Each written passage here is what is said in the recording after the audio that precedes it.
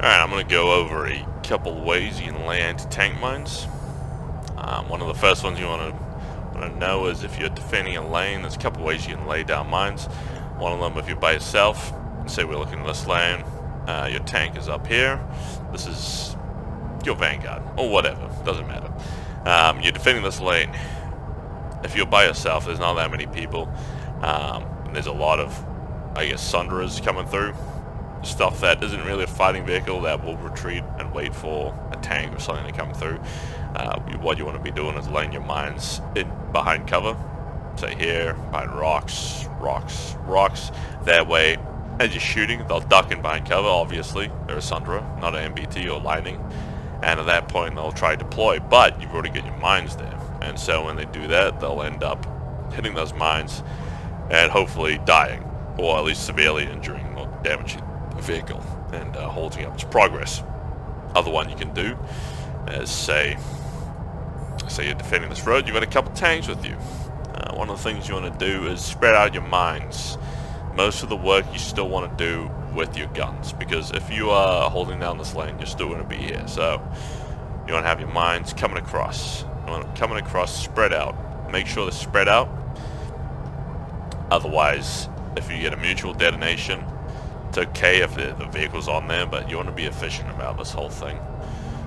Best way I've seen, or worked out for me, is going in a zigzag, like so. That way, that one will blow up at the same time when the vehicle goes over it, and it's spread out enough that if they do see the mines, they can't just keep charging straight through. They'll have to search for them, which will buy you some time. Other thing you can do, say for instance, what base have we got here? Say Burgess Overlook.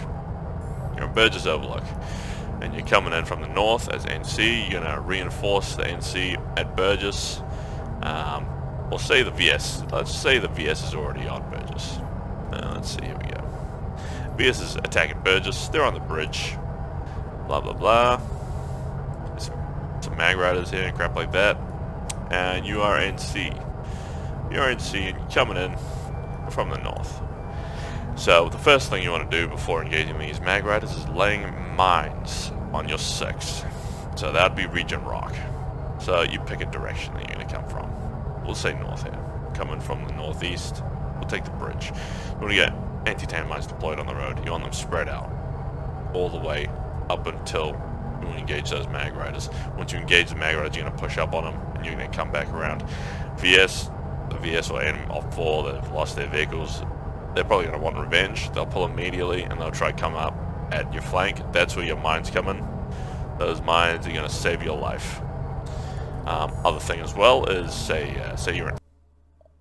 So as I was saying, say you're NC, you're up on this hill here, and you've got TR bearing down on you from the north, or perhaps you've engaged one enemy force. Another one's come down on you. Maybe you had a predilection that you knew they would come from there. So there's the VS. They're pushing up on you from the west. TR's coming in from the north. In this situation, you would want mines already covering your retreat. In this case, say we'll just go directly east down toward Torch, but in the first place, you would want mines scattered. You want your boys, whoever's in your squad or platoon, to lay down mines, preferably on the reverse of the slope or even right on that crest. Depends how much aircraft are coming in. Last thing you want to do is sit on your own mines and blow them up. But this, in this scenario, will allow you to retreat all your vehicles into a safe area.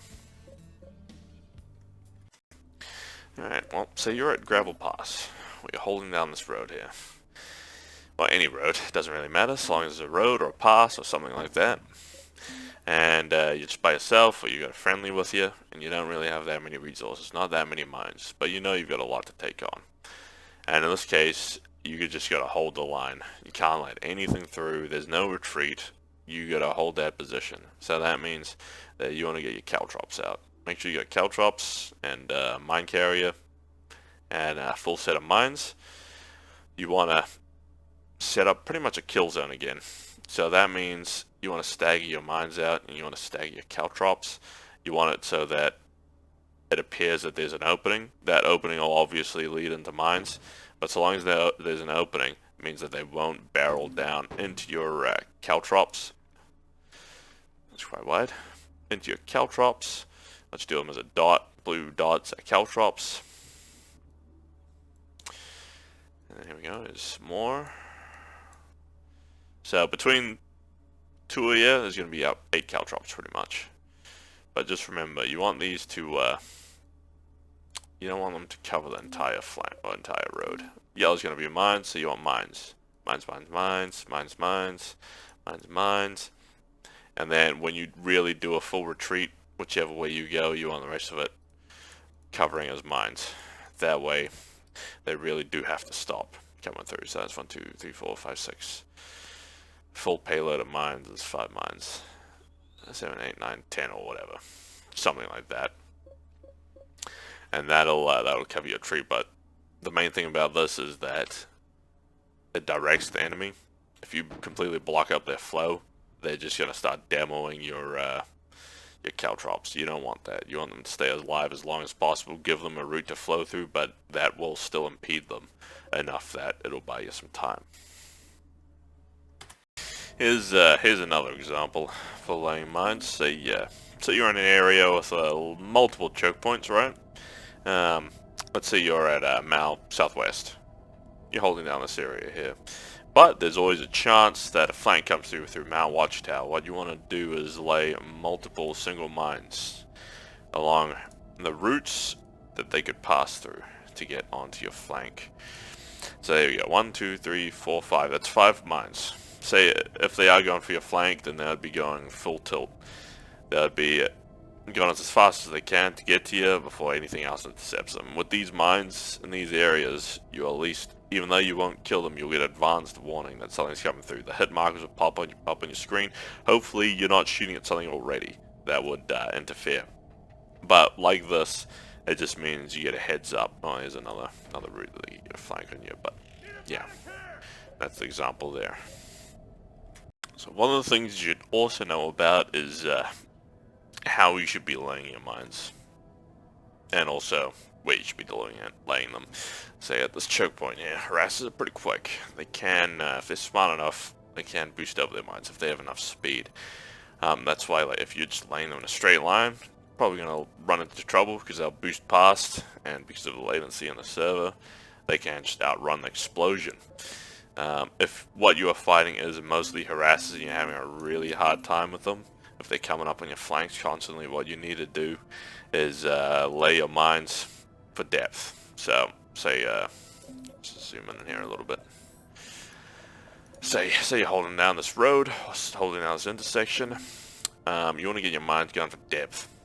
So you find a choke point, and rather than lay them across like so, you want to lay them so that they go deeper, because even though they can outrun one explosion, they can't outrun multiple if they're going off mutually.